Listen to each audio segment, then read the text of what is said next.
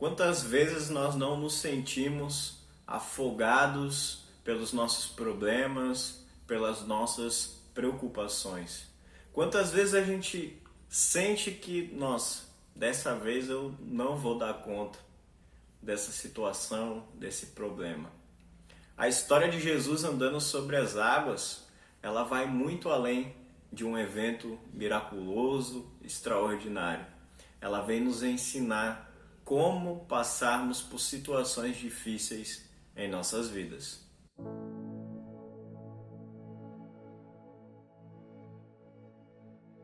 Olá, tudo bem com vocês? Eu sou o pastor Matheus Borcati, da paróquia Ebenezer, de Pelotas, Rio Grande do Sul, e vim aqui pedir um pouco da sua atenção para meditarmos na Palavra de Deus.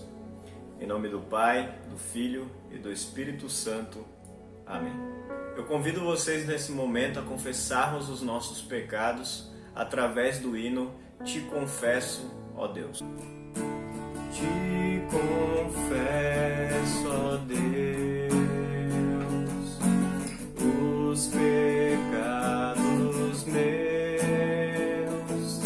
são imensas transgressões, pecados e tentações. Jesus, aqui estou, te peço, ó Senhor, que me tem compaixão, busco alívio ao coração. Sei que cometi erros contra ti, pensamentos e ações, palavras, ingratidões. Jesus, aqui estou, te peço, ó Senhor, que me tem compaixão, busco alívio ao coração. Nesta petição, peço teu perdão. Venho em ti me consolar, só tu podes libertar. Jesus, aqui estou, te peço, ó Senhor, que me tem compaixão, busco alívio ao coração.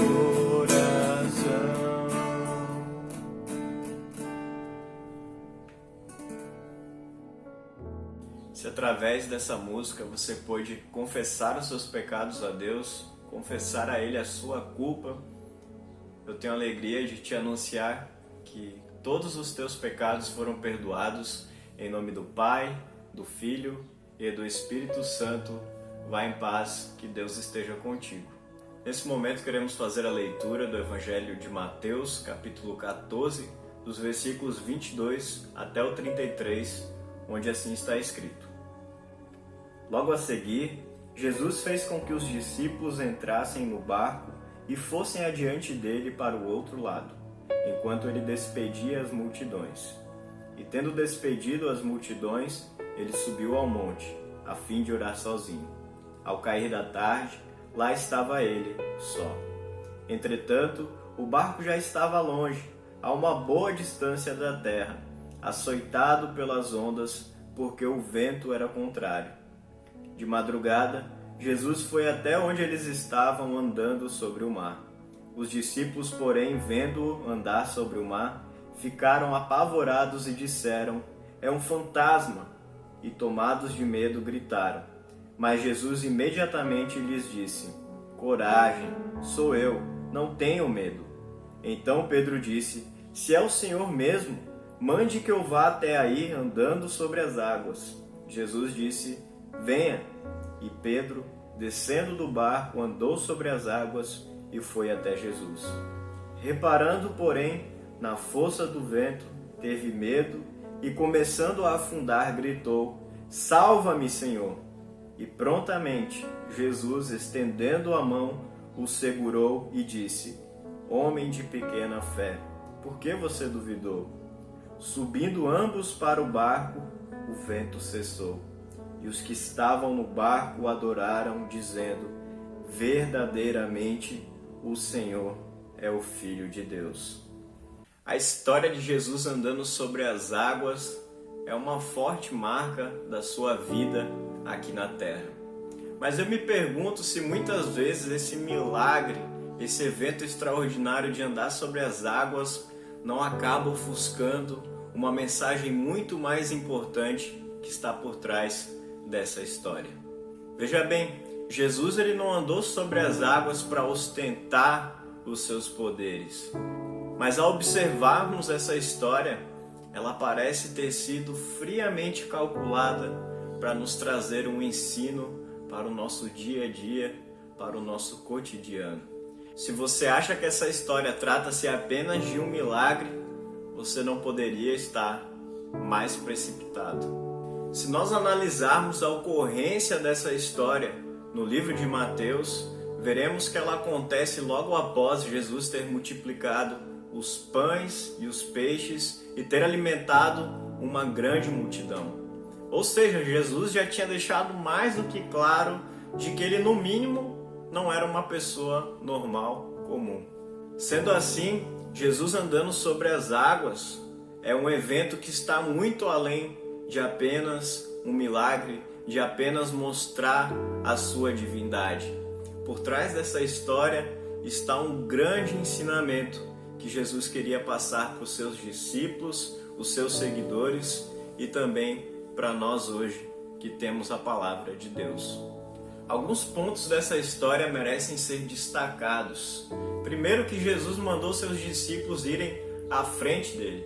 Provavelmente os discípulos já estavam muito cansados de seguir Jesus, de estar em meio àquela multidão, e Jesus falou: "Olha, vão indo na frente que depois eu vou me encontrar com vocês." E Jesus ficou ali no meio daquela multidão e não saiu dali até que todos fossem embora. Ele se despediu de todos. E enfim, quando ele estava sozinho, ele subiu ao monte para orar. E conta a história que lá pelas 3 ou 6 da manhã, Jesus resolveu ir estar com eles, resolveu ir ao encontro deles.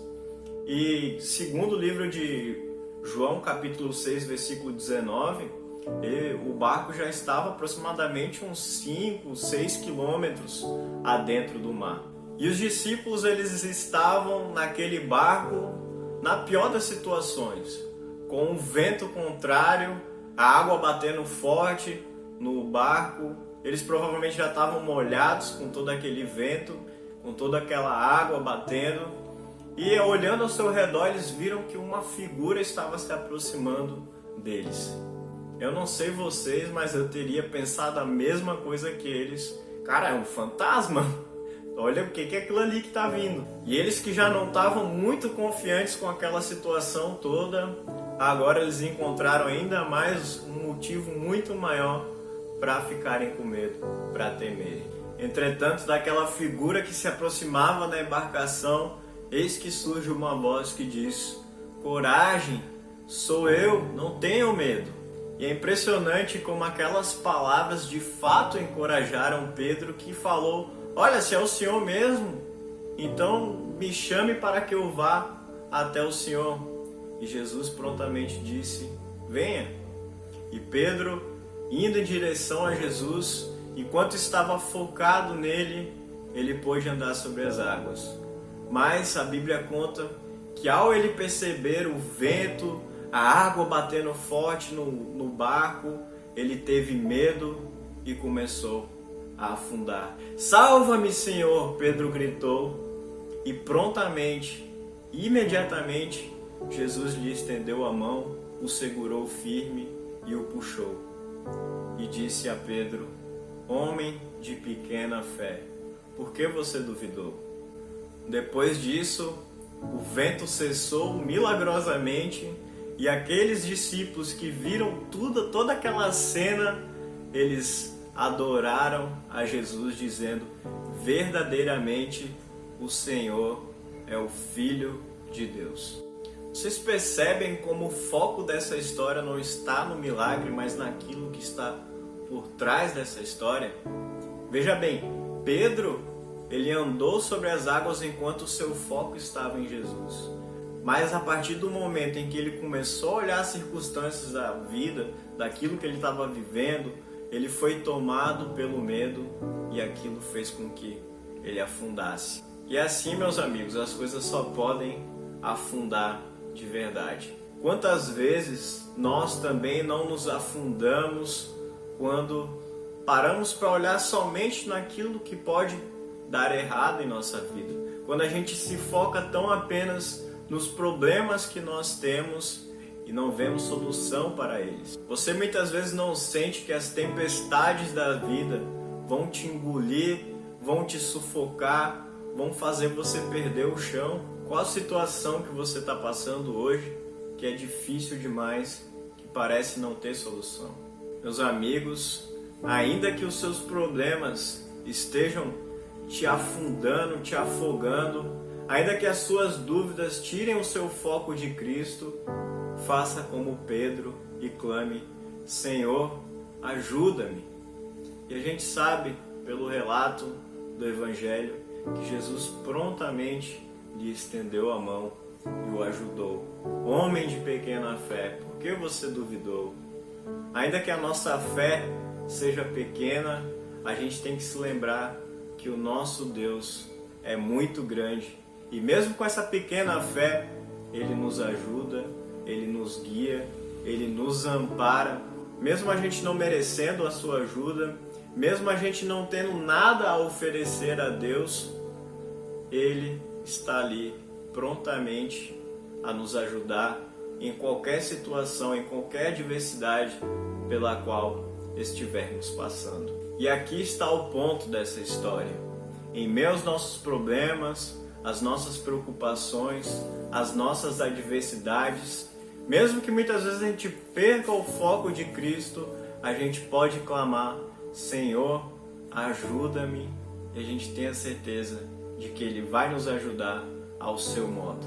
Deus já nos atendeu em situações muito piores, como o nosso pecado, e Ele não hesitou em nos ajudar, mas como bem sabemos, enviou seu próprio Filho. Ele não poupou o seu próprio Filho, que veio até o mundo, se encarnou, pagou pelos nossos pecados e hoje nos deu a salvação eterna. Então por que nós duvidaríamos do seu amor se Ele já resolveu um problema grande como esse? Mantenha o seu foco sempre em Cristo e o mais Ele fará. Que assim seja. Amém. Eu gostaria de ler para vocês o Salmo 18, do versículo 1 a 6, que parece ser uma resposta, parece se encaixar perfeitamente a esta história e também a esta mensagem. Assim está escrito: Eu te amo, ó Senhor, força minha.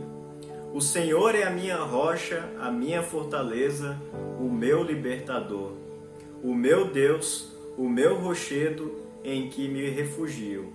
O meu escudo, a força da minha salvação, o meu alto refúgio. Invoco o Senhor, digno de ser louvado, e serei salvo dos meus inimigos. Laços de morte me cercaram, torrentes de perdição me impuseram terror. Cadeias infernais me envolveram e tramas de morte me surpreenderam. Na minha angústia, invoquei o Senhor, gritei por socorro ao meu Deus. Do seu templo, Ele ouviu a minha voz e o meu clamor chegou aos seus ouvidos. Clame a Deus pela sua ajuda e Ele certamente, ainda que esteja no trono, ainda que seja o Rei de todo o universo, Ele ouve atentamente a nós. Assim como Jesus ouviu aquela multidão, a despediu, deu atenção plena a eles, Deus também dá individualmente atenção para cada um de vocês. Ele conhece o problema que cada um de vocês passa e por isso que Deus seja louvado em nossas vidas, pois Ele é um Deus de amor, Ele é um Deus que tem a sua atenção sobre os seus filhos. Eu convido vocês a orarmos. Amado Pai Celestial, graças te damos por mais um dia de vida em que o Teu amor nos abraça com tantas bênçãos espirituais e materiais. Diante de tamanho amor, Senhor, somos profundamente gratos a Ti, pois sabemos que nada merecemos devido às nossas tantas falhas. Agradecemos, Senhor, por estares atento às nossas súplicas e pela Tua palavra termos a confiança de que Tu nos atende em nossas necessidades. Dá-nos mais fé em meio às tempestades, guia-nos para que não percamos o foco de Cristo Jesus, o nosso Redentor. Perdoe todas as nossas falhas e ensina-nos a andar em Teus caminhos, amando a Ti e ao nosso próximo. Abençoe o nosso país para que volte à sua normalidade na saúde pública. Cuida de cada doente, Senhor. Dê a eles vigor e saúde. Abençoe os profissionais da saúde com sabedoria, proteção e os Teus cuidados. Esteja também com toda a Tua querida igreja, abençoando cada pessoa que faz parte deste corpo de Cristo. Dá-nos o Teu Espírito para onde estivermos, brilharmos o amor do Teu Filho Jesus. Tudo isso te pedimos em nome dele, o nosso Salvador. Amém. Recebe a bênção do Senhor. O Senhor te abençoe e te guarde. O Senhor faça resplandecer o seu rosto sobre ti e tenha misericórdia de ti. O Senhor sobre ti levante o seu rosto e te dê a paz. Amém. Queridos amigos, assim eu vou me despedindo de vocês em mais esse momento devocional. Fiquem sempre atentos ali no grupo do WhatsApp ou com alguns amigos que têm essa disponibilidade, pois assim que der uma brecha nós faremos novamente o nosso culto presencial, seguindo todas as normas lá que a gente coloca no grupo, né? Tem que fazer a inscrição, tem que levar a máscara, a gente está optando por levar a cadeira também para facilitar a descontaminação do templo, não deixar mais trabalhoso para as pessoas que se dispõem a nos ajudar limpando o ambiente. E no mais, meus amigos, orem pelo nosso país, orem pela nossa igreja, leiam a palavra de Deus em suas casas para serem fortalecidos e não deixem de pedir a ajuda de Deus, pois Ele certamente nos ajuda em todas as situações que passamos. Então, peço que também orem por toda essa situação que estamos passando em nosso país. No mais, tenham uma abençoada semana, fiquem com Deus e até mais. Tchau.